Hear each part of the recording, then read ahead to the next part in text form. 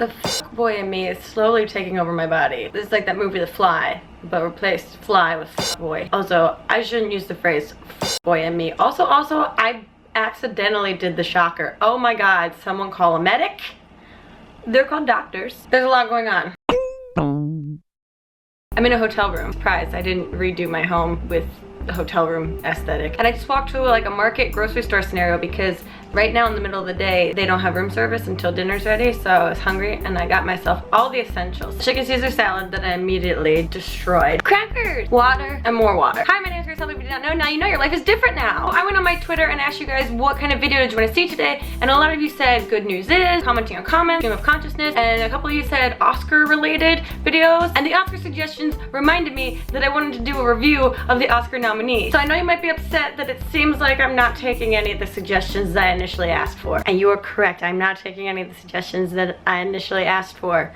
But I'm being inspired by them. So the Oscars are this weekend, one of the biggest award shows in TV, film. Is it TV and film? What are the Oscars? Annual American Awards ceremony hosted by the Academy of Motion Picture Arts and Sciences to recognize excellence in cinematic achievements in the United States film industry as assessed by the Academy's voting membership.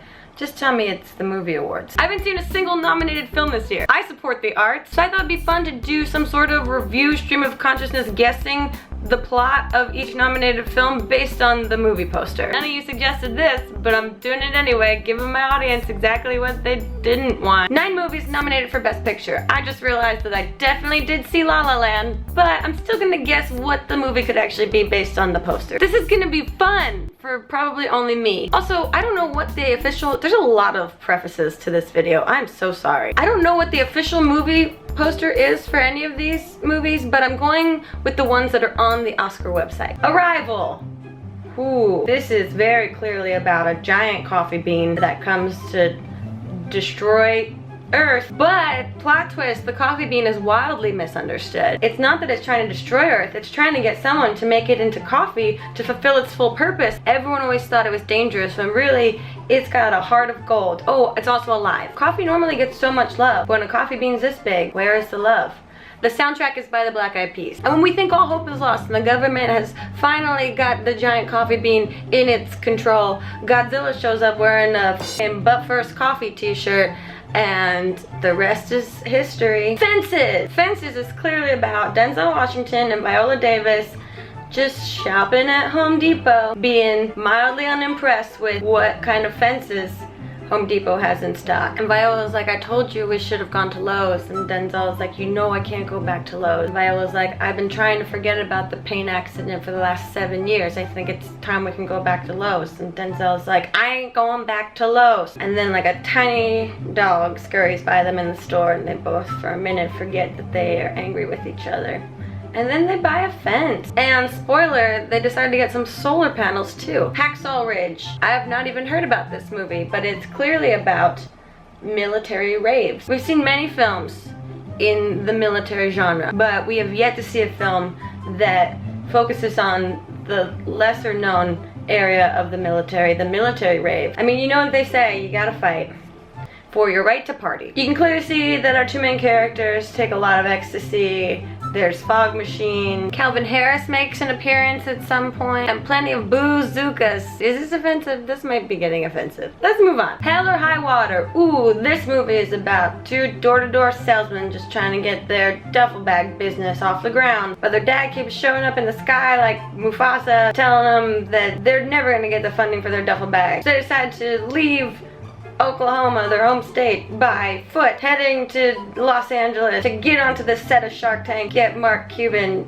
to give them 10% of their business back in with a $50,000 invest. I don't know how business works. And it's called Hell or High Water because the one brother's name is Hell and the other brother's name is High Water. The dad did a lot of hallucinogenics. In the end, Mark Cuban doesn't think that they should be business partners, so only one of them has to choose to work with him and the other one has to leave the company. That's why it's called Hell or High Water. Which one's gonna run the duffel bag business? I mean, neither of them if Mufasa's dad had his way. Hidden Figures. So I kind of know the premise of this movie, but if I'm going off of this poster alone, under the guise that I have no idea, I'd say it's probably about 3 competitive female power walkers that just got back from space and are running late for the championship power walking competition, but they all left their sneakers in space, so they gotta prove that they can do it the way a real woman does, in very conservative heels. A tale of sports and triumph. La La Land. Like I said, I saw this, but based on this poster,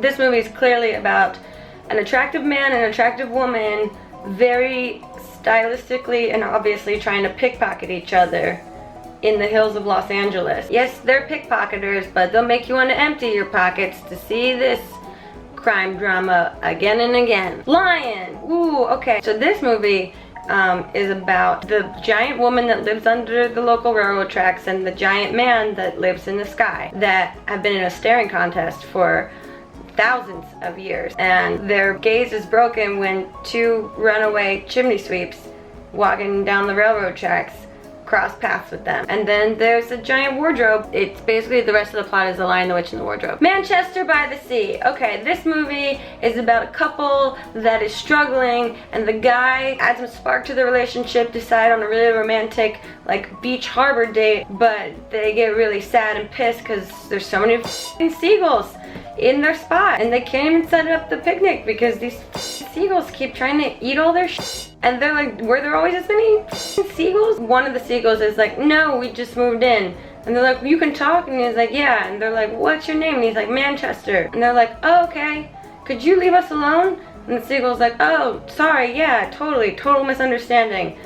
We'll move. And then they have like a decent date, but they still break up because they're just not a compatible couple. It happens. Moonlight. Okay, so Moonlight is clearly about a guy that tried to follow a YouTube David Bowie makeup tutorial, and the results just weren't what he had hoped. Okay, there's my review slash just blind assessment of all of the nominees for Best Picture at the Oscars. Don't worry, I will definitely be doing an Oscars fashion review next week. Let me know how close I was to the plots of these actual movies, because I feel like I nailed all of them, every single one, and not one of them was even a little bit off in any way whatsoever. If you like this video, click the thumbs up button below and turn on my notifications. There's a little bell icon or something you can turn on so you get notified when I make videos, because this is content you don't want to miss.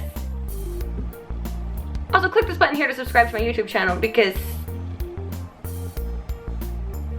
I'll let you fill in that blank. Thanks for watching. See you next time. I don't know. That, or it's about like the one emo stone that did not want to be part of Stonehenge and like went off and became super evil and somehow grew really big, and it's coming back to avenge itself against all the other stones that just were such basic bitch. And the soundtrack is nothing but 21 Pilots.